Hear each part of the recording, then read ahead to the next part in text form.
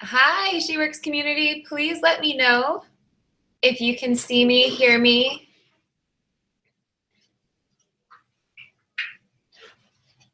Hi, SheWorx community. Please let me know if you can see me, hear me. Testing. Awesome. Well, thank you everyone for joining, and thank you to Lisa and Yin for organizing this. My name is Logan Cohen, and I am the co-founder and co-CEO of Kudzoo. Kudzoo is a free mobile app. I apologize for any time delay here. I was still figuring out the technology. Kudzoo is a free mobile app. We reward students based on their academic achievements. So students submit their grades, their attendance, their grade average improvement for a currency that they get to use to go shopping. So starting the app, as you guys know, especially those tech founders out there, it takes a little bit of time. You have to balance fundraising as well as building the technology, building your founding team.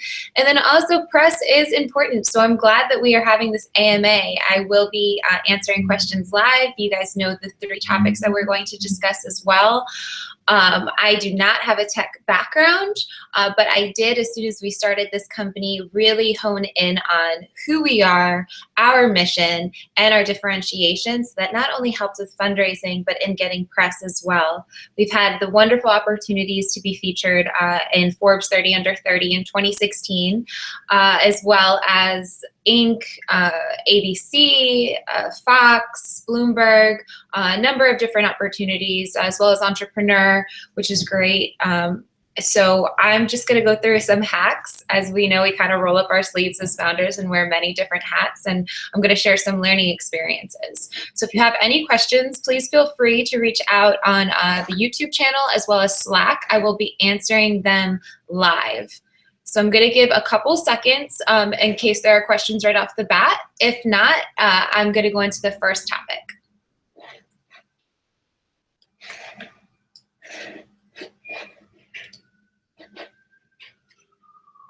Cool, so we will jump into the first topic. Once again, thanks for everyone for joining us. These are some PR hacks. My name is Logan Cohen with Kudzoo, and I'm a proud SheWorx member. The first topic is, how do you get a reporter's attention? And there's also a double question of, should you try before launch? So we are going to split that into 2 different aspects. Let's focus on how to get a reporter's attention. To start out, I would just politely say that we all need to take a reality check. What I mean by that is we may live, breathe, eat, sleep our ventures as we should, and we think it's the next best thing because, I mean, if we don't believe in it, who will? So that's what we should really do, but we should ask ourselves, is it newsworthy?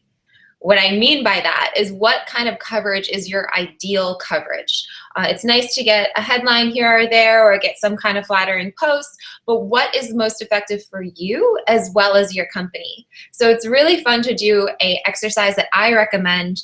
I did it and it was a humbling experience, but I actually wrote a piece acting as myself as a reporter of my ideal coverage for Kudzoo when we first started. And to be honest, it was a little challenging because I wrote what our ideal coverage would be, but then also I was honest with myself and I said, if I wasn't involved with this venture, would I click it if I saw a topic on it? So this piece may not circulate. I sure as heck don't want to circulate mine.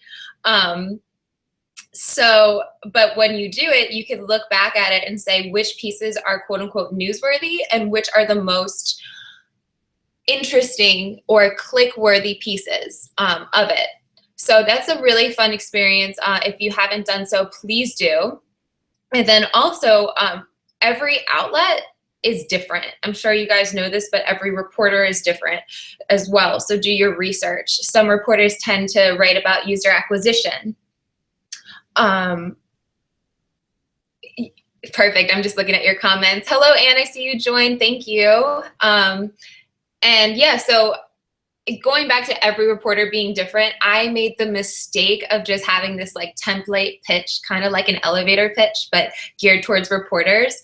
And I was sending out like content mission-based pitches to reporters that were focusing on like user acquisition hacks or things of that nature. So I think that it's not only appropriate, but it's a courtesy to research the reporter's pieces. And also you are going to have so many more resources when you look at the piece that you wrote about your venture, say, how can I highlight this for myself? And then you see the reporters that write about it. For example, with Kudzoo, we got to feature an entrepreneur, but they had little to no interest about us as founders. They wanted to write about the innovation. While Forbes was really stuck that Kudzoo was backed by a female founder and my co-founder is African American, and they did a profile piece on us that wound up turning into the 30 Under 30. Yes, they highlighted Kudzoo, but entrepreneurs way more interested in what the product's doing for society. And then as you could imagine, EdSurge, which is an education, a lot of education technology, honestly, really focused on the impact in the classroom. So old Logan, when I first started, probably would have pitched profile pieces to each one, and it probably would not have been as effective if I didn't do my research there. Before I jump on to should you try before launch, I'm just gonna leave some space for some questions too, because I know I can go on tangents here. I love press because it's one of the challenges of startups, which is interesting, but then it's also really fulfilling once you get the effective press that you need and want for your venture. So should you try before launch? There's not a cookie cutter method to this, so please take what I'm saying with a grain of salt. However, I am a huge proponent to trying to get coverage before you launch. I'm going to use Kudzoo as an example. As I explained, it's an app. It's education technology. I guess you would consider it. But we didn't launch, and we got a number of press spots based on our founding story. So we talked about me being from Philadelphia as well as my co-founder being from Chicago. It goes back to that mock article that I recommended that you write about yourself. What's interesting? How do you differentiate yourself as well as your business? Things of that nature. I was not, for all my tech co-founders out there, I was not courageous enough to pursue technology coverage. Speaking of like different outlets having different focuses. Before my app is launched, I was not contacting TechCrunch, for example, to say, hey, I have the best new app, because rightfully so, they tend to be critical, especially of a minimal viable product. And I'm a big proponent of launching to learn. So yes, I was not courageous enough. So to highlight, maybe we didn't get as big of news coverage, but I got Fox 10 Philadephia based on the theme of, hey, local grown entrepreneur, starting an app, would love to share with the community. Yeah, my first interview was live on Fox Philadephia, and it's kind of hilarious too, because I was just so nervous, and once that camera goes on. But I'm glad that we learned from that, and I learned what not to do as well. My co-founder, being from Chicago, as I mentioned, got on Fox, whatever it is in Chicago, it's escaping me right now, but based on him being from Chicago South Side, wanting to better education in the community and provide opportunity for kids, even though we're a technology company, we got to wrap in our mission and our founding story. So not only did this help us get a strong foundation for our press, but it helped us get a strong foundation for our investment pitches. Because not only are we talking about what does Kudzoo do, it's why we do it, who we are, and who you're investing in. So it's really just a well-rounded experience there. So to sum up the first topic, how do you get a reporter's attention? Make sure you differentiate not only your business, have a reality check. Is it newsworthy? By newsworthy, I'm not saying would you click it as in, is it clickbait worthy? Saying the substance. So think of your venture a year, 2 years down the line. Are you going to be happy that that article came out? I am not a believer that all press is good press. One time I did an interview with someone and I was really excited about it, and they actually used my quotes out of context to talk about how bad in-class incentives were. So that kind of stunk, but it was a learning experience. And then I learned how to debate the topic after that and came up with new talking points. And then also, should you try before you launch? highly recommend to get some kind of coverage just for practice at the very least, and also to develop your differentiating founder story as well as your strong mission along with it. We are going to cruise right along to the second topic, but I'm going to leave a couple seconds for any questions that anyone might have.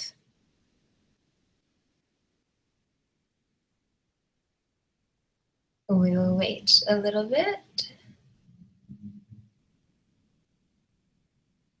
So there is a perfect segue to question number 2 of how do you differentiate your founder story from the product? I touched a little bit upon this in the first question. This is so important because for many reasons, but I really highlight the fact that we all know competition is natural and it actually proves the market is viable. So yes, you could differentiate your products. Yes, you could have a better user interface. Yes, you could deliver products quicker, better quality, whatever it might be, that's your differentiator. But having a founder's story that people align with, that people can relate to, in my case, are users. I am humbled by Generation Z. Not only do they make me feel old, but they tell me what's cool, what's not, and how much they appreciate that we are the quote unquote faces of our company. And it's not some like suit and ties trying to collect data. So being out in the open, I'm not sure if it works for your company and also if you're comfortable with it, but just being the face of your company is not only an empowering experience for you as an individual, but it's also very great for customer relations as well as potential investors. So let's talk about the how. I start simply with defining your company's purpose as well as your purpose. You have a number of choices out there of what you can achieve. Why are you starting to go down the entrepreneurial path, or why are you an entrepreneur now? That has how I defined my purpose. And I'm speaking on this in the PR aspect because so many people tend to just stick to some really generic talking points, which are safe, definitely, but are they memorable? And I'm not saying go out and jump on a couch like Tom Cruise way back when on Oprah, but I am saying be memorable in the sense of be mission driven, be stuck with your cause. I tell a story about why I got involved with Kudzoo. My background's in finance. I am not an entrepreneur like by blood, but I did learn it, which has been a great experience. And being on a number of different broadcasts, I was on Huffington Post Live, and they actually appreciated that I didn't say, oh, I dropped out of school and I always knew I was going to be an entrepreneur. No, like I was scared as shit. And this is how it started because I thought that this needed to exist. And it wasn't until I met a student who couldn't afford a prom dress but used her Kudzoo cash to go to prom that I felt a sense of purpose. And from that first interview, I've gotten subsequent articles because they said, oh my gosh, can you tell me about this student? I think that if I just sat up there like a robot, we have a free mobile app and this is what we do, it's just kind of a page turner there. So differentiate your founder story. Why did you start this? Why did you come up with this? Why did you want to work on it? I am going to look at Brittany Carter's question. Thank you so much. 2 questions. Have you used a PR agency at all? And then we'll address that one first. Yes, I have. And my co-founder and I had to decide on this because we know that it is an investment, and having a lean startup, to say the very least, budget, it was hard, but we actually got great advice early on. And it was, how do you delegate tasks? And PR, you could definitely do it on your own, but it was just the opportunity cost of the time. And when it came to development as well as user acquisition, I mean, I don't need to tell you how busy entrepreneurs are. You all are super busy. So first and foremost, thanks for joining this. But yes, we used a PR agency. Their name is Mercury LLC. We could not afford them in the beginning, so we actually gave them vested options. I just want to be transparent here with that. I learned a lot. We're going to talk about talking points with it. My horrendous first media training where I was like hunched over and said every other word. So yeah, it was definitely worth it. I recommend quality firms out there if you're considering it, and then they're also willing to work with you, but make sure that it's the right fit. Are there any books or training you recommend to prep for interviews? Ooh, that's a great question, Brittany. Thank you. When it comes to books,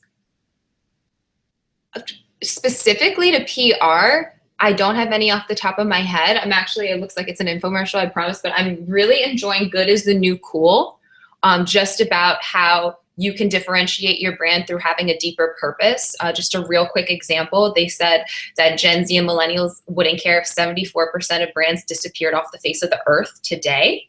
But for example, if Adidas disappeared, people may not care. But if Tom's shoes disappeared, you kind of feel bad because you know that there's an extra meaning behind there. So not to get off topic, but bringing back that purpose and differentiating your own story. Good is the new cool. I could put it in notes, not necessarily PR training, but like talking points training, inspiration about your venture training. Highly recommend it. And then prep for interviews. Sounds really dumb, but just like you want to record or write your own piece, record yourself. So many times I thought that I was like killing it in like on camera interview. And like I said, I was hunched over. Also speaking about SheWorx too, this was eye-opening to me. I have a male co-founder. And when I was speaking, I actually turned to speak with him, to more so include him in the conversation. But after I watched the tape, they actually told me it was as if I was looking at him for affirmation or for him to say like, it's okay that I said that, when that's not what I meant at all. So if I didn't record it and see a tape of it, I may continue to do that today. So when it comes to training, write your talking points down. Keywords are really important too. For example, when I talk to teachers and like educationally based podcasts or whatever it might be, I steer clear of the word incentive. I instead use the word reward, just little things like that that I wouldn't know live time. I am now, Brittany, I hope that addressed it. If there's anything to follow up on, please feel free to reach out. I'm going to go to Elena. When you were starting out, you had the vision, the MVP, and starting putting yourself out there. How did you talk about your product and the status of your company? How did you present the stage you are at with your company to the press? Great question. That is completely up to you. I wish I knew this when I first started. I thought that I owed the press something. You, of course, always want to be honest. You want to be transparent, but you don't need to share anything that you don't want to. You don't need to share the strategy or the next move. That's why having clear talking points beforehand is so important. When it comes to Kudzoo, we had a chicken or the egg issue. We needed brands to supply the rewards, and then we needed the users to be on. So we had some reporters asking us, hey, how much are brands paying you to be on here? How many brand sponsors do you have? I'd always be honest, but I didn't have to tell them what our revenue was. I didn't have to tell them how many brands were on board. There was a time we had no brand sponsors, and I was just saying we allocated a percentage of our marketing budget. What's important to us is that deserving students across the nation get their Kudzoo cashed and get recognized for their achievements.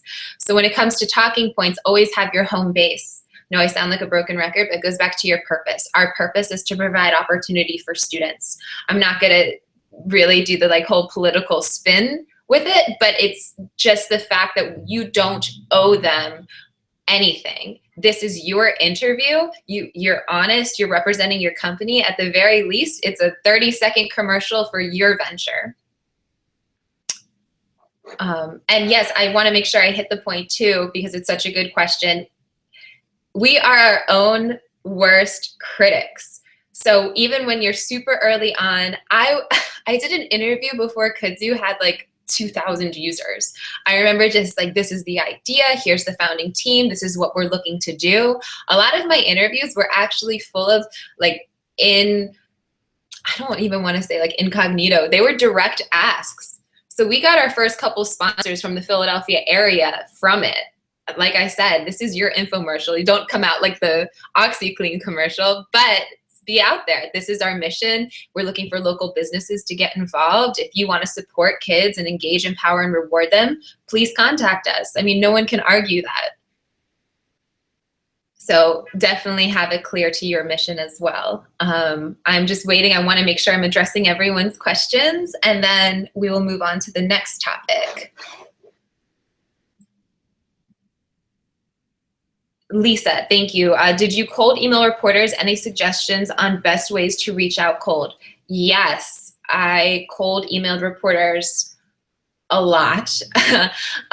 Best suggestions to reach out cold, it goes back to differentiating depending on which stage you are or what kind of coverage you're looking to get right now, whether it's your founding team, whether it's tech coverage, whether it's a profile piece, the product piece. Sometimes aligning with a specific brand or an event or a cause is a really effective way to get press, right? Because you can kind of like piggyback on it, especially if it aligns with your business. When it comes to cold emailing reporters, I actually have an Excel doc that I still use. Reporters' name, reporters' contact information, of course, their outlet, and then I have their topics of focus. And then I randomly just include their bio because a lot of the times, like it talks about what they're interested in, and then I have random notes what they wrote about in the past. For example, like I said, I wouldn't email the Forbes reporter about Logan being from Philadephia and trying to help in the community when they really wanted to do a profile piece, or entrepreneur wanted to focus on the product. You kind of adjust your pitch the way that you want to see, and not only to the outlets, but to your target demographic. So whether I was pitching teachers or pitching the investment community or the tech community, you have an overarching consistent theme of your mission as well as your founding story. However, we change our pitch. For example, if it's to students and teachers, we're a free mobile app that rewards students based on their academic achievements. But to the investment community, we're an app that connects brands with Gen Z through an educational lens. So those bite-sized pitches are different for the same one. So when it comes to cold emailing reporters, make sure you know what they're writing about. You wrote what I recommended is your own story of what differentiates you. Use those points and cater to the research you did for that reporter. Keep it so short and concise. These reporters are busy. They get hundreds of these a day. It's a numbers game. It is not personal when they don't respond to you. I take no response as a maybe. So keep emailing them basically until they tell you to stop. I've been told by a reporter, I won't say the outlet, that what I sent was hogwash and will never get any coverage. That was hurtful, but we wound up getting covered by another journalist at that outlet. So I'm just like, stick in there, please. Like, it is a numbers game. I hope that answers your question, Lisa. So the Excel doc, the notes on it, make sure you follow up. It's kind of just like sales, and make sure that based on your milestones, you update the reporters too, even if they didn't get back to you. Hey, remember me? I was the one with the free EdTech app for kids. Well, we went from 1,000 to 2,000 users with those early stage, things like that, just small wins. Be open with them, share whatever's newsworthy. Alyssa, thank you. Could you share a bit more about the vested option structure you set up with the PR agency? Was it a good experience overall? Thanks for asking. Yes, it was a very good experience for us. I can't recommend it for all cases. Again, not a cookie cutter method, so I apologize for that. We had a member of our advisory board that had a connection with Mercury LLC, so we were very fortunate. Mercury then helped early stage, like I said, because we could barely afford development at that stage. This was about 2 years ago. So they helped us get Fox 10 and Fox Chicago, and helped us for our profile stories, which really made the strong foundation for us. And then after that, we couldn't afford the monthly structure of it, so we didn't continue with them, but we learned a lot of traits from the talking points and media day and things of that nature that helped us out a lot. Would I recommend just shelling out equity of your company? Absolutely not. But if there's some kind of trial that you could do, or you could talk to other clients that firms have worked with and develop a real relationship with them, I highly recommend it. Again, you could do all this without a firm, but it's just a decision for you or you and your founding team to make of how you are delegating your time. Yes, I am sorry if I missed this question. Jess, I'm scrolling. Not my favorite topic, but I started my business after recovering from stage 4 cancer in 2015. How much of this kind of personal information should be included in the pitches, even when it's central to the founding story? Jess, thank you so much for sharing your question, and I am so glad to hear that you have recovered. Oh my gosh, it's completely up to you. Your comfort level, your strength with it. My recommendation, I do not know what it's like to go through the experience, but my family has been affected, and I could imagine that your story could be inspiring and really hit those out there who are either affected directly or through a family member. So once again, it's completely up to you and your comfort level and to the degree that you want to share if it's relevant to your founding story. I mean, not only is it inspiring, but it could empower others and then also build that unbelievably strong mission behind your venture. So I would love to learn more.